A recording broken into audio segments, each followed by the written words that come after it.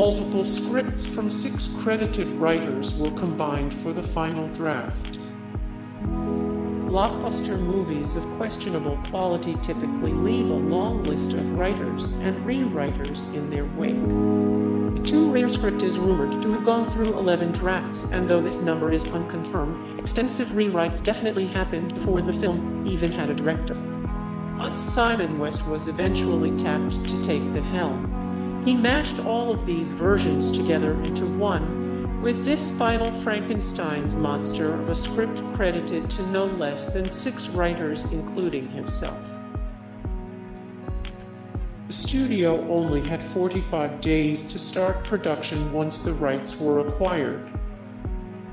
The first Tomb Raider game, released in 1996, became so popular so quickly that rumors of a movie adaptation began floating around as soon as March the very next year.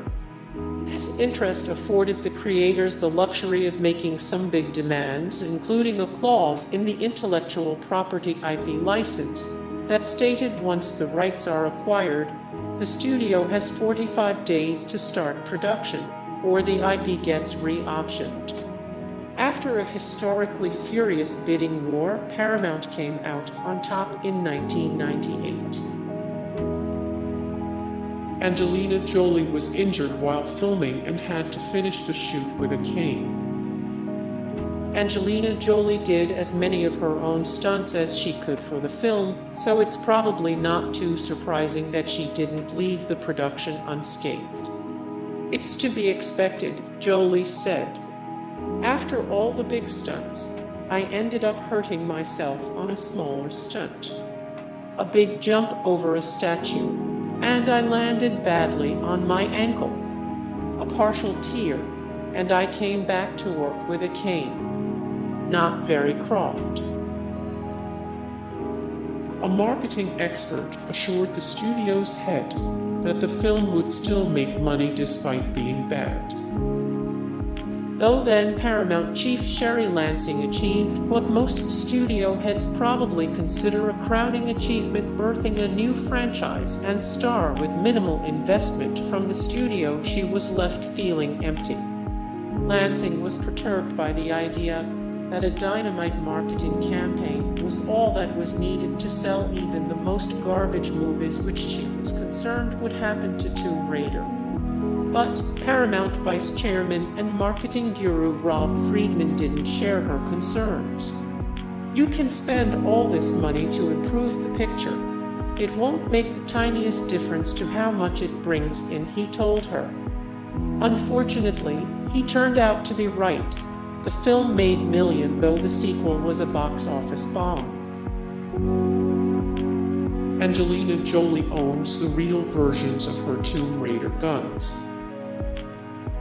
A few years after Tomb Raider, by the time Angelina Jolie was coupled up with Brad Pitt, and the actress admitted that she owns the original gun versions of the props she used on the Paramount film, and said she wouldn't be afraid to use them to defend her kids.